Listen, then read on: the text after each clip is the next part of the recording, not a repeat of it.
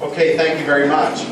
I think I'll go ahead and get started here with Bob Donahue making an announcement here, talking about something.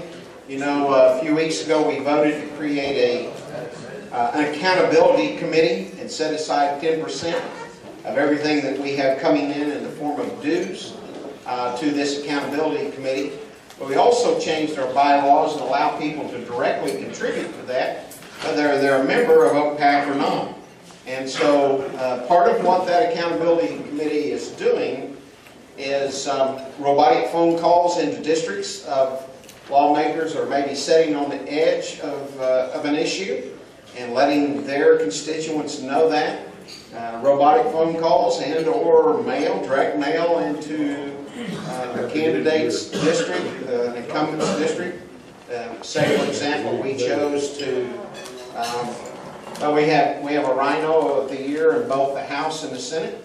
And let's say, for example, we've made a decision to help take those guys out.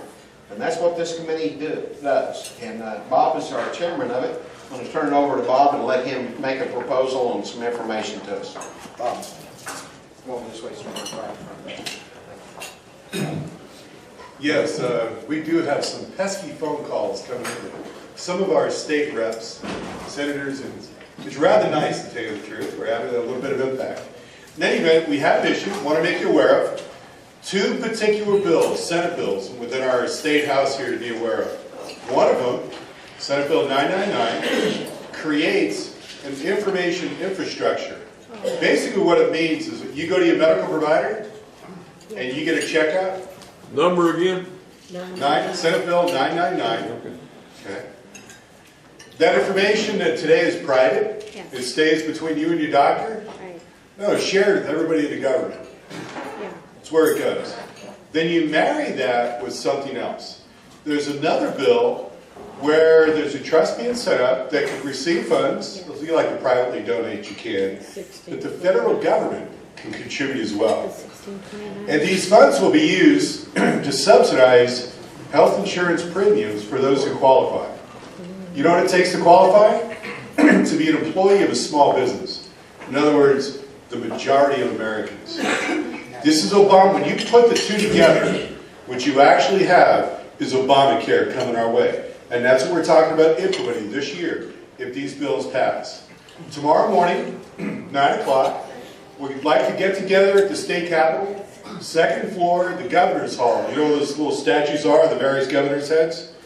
We're going to have these bills to hand out with a cover letter. We'd like to pair people up to go visit our senators and encourage them to vote down these bills. One bill has already passed out of committee. Another one is likely to pass out of the Appropriations Committee. So they're soon going to come up for a floor vote. We'd very much appreciate it if you could take time, take a couple hours out, be at the Governor's Hall, 9 o'clock tomorrow morning, so that we can begin this process. We need to do this. I have a second request to go along with this. Well, you didn't give us the number of the second bill. So Oh, I'm sorry. Senate Bill 1629. 29. 1629. And the special email that I put out early this morning, Yes. about 1:32, whenever it was, that's about this same issue.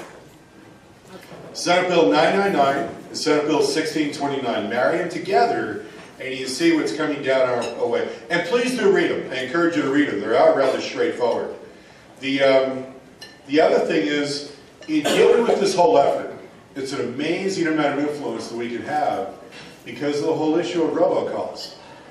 When constituents start calling in, imagine getting a call, you're a resident of an area, and said your state senator is about to vote on Obamacare. Please press 1 and encourage them not to. You know what people do?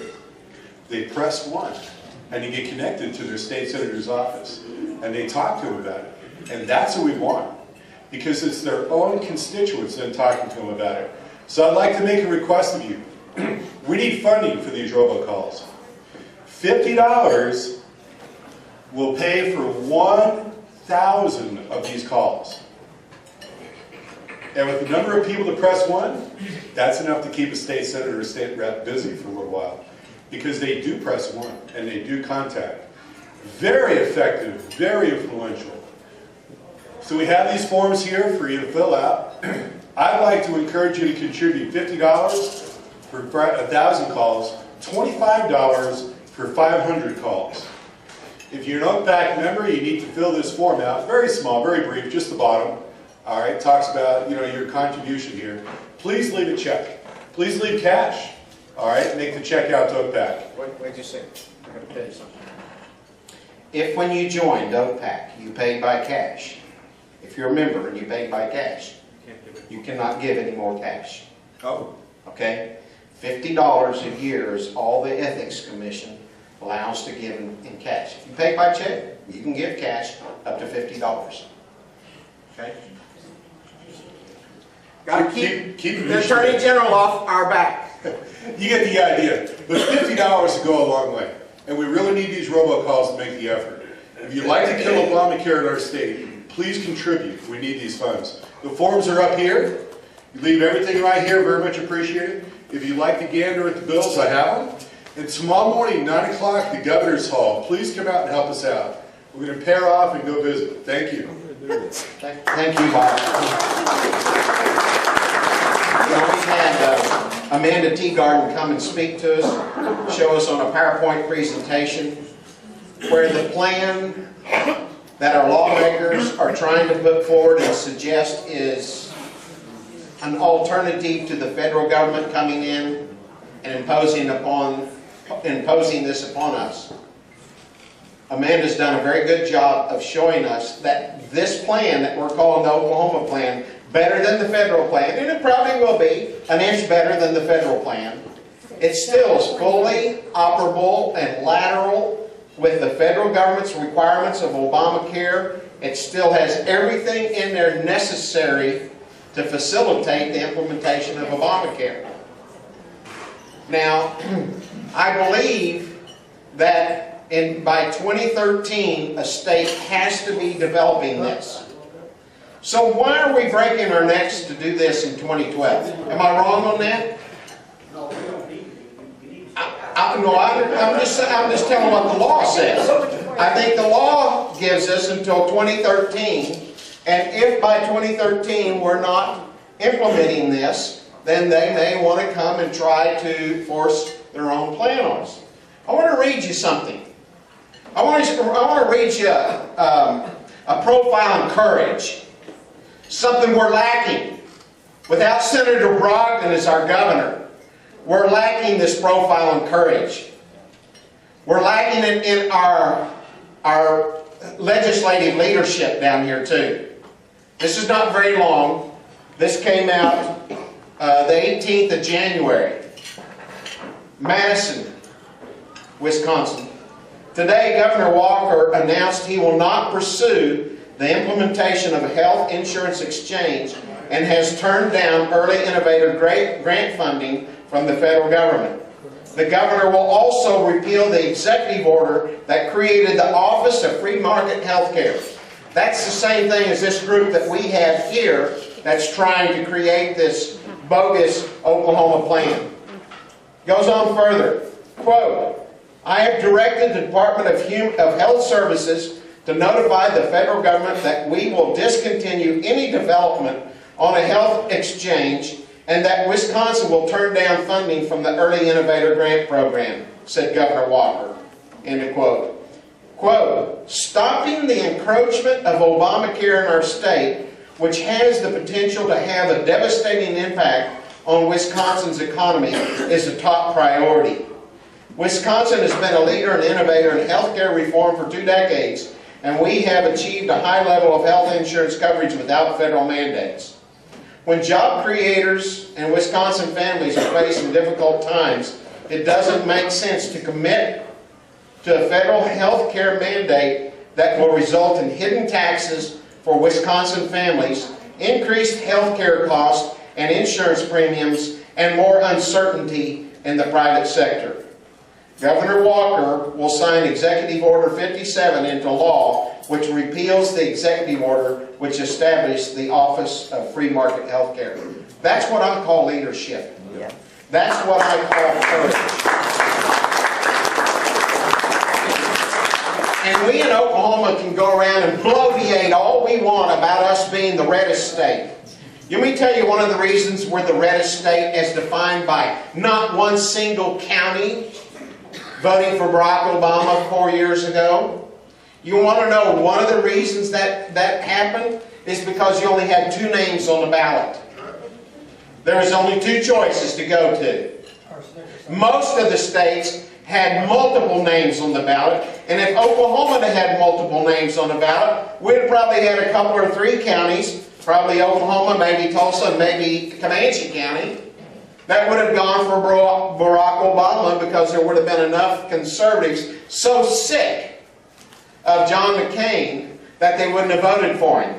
Here's my point. Here's my point.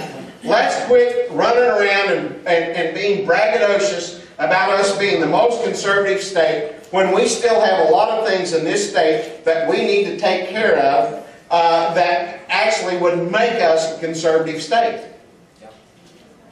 Go Ron Paul. There is, but Ron Paul is running for president. Really doesn't have anything to do for the state of Oklahoma. I'm talking about out here at 23rd and Lincoln, this marble fork pen out here. I'm talking about the governor, and I'm talking about our legislature that has a super majority of Republicans in control of it. Now, there's some good things happening out there, and I speak all over the state about the Oklahoma experience. And what is that Oklahoma experience? 21 years ago, you'll never understand, you'll never realize until you think about it, what a deep, dark blue state this has been back to its origins. Do you realize that just 20 years ago, we'd only had 2 Republican governors in the history of this state? Do you know we hadn't had a single Republican lieutenant governor?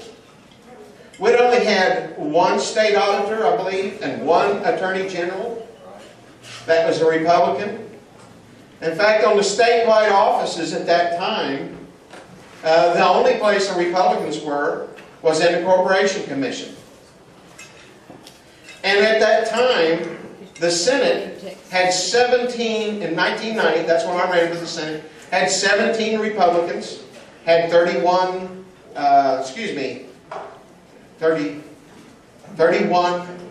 Democrats in the Senate, and it was about 70 Democrats in the House to about 30 or 31 Republicans in the House. That's where it was, just 20 years ago. And what's happened since then? Today, we have every statewide office that's a Republican.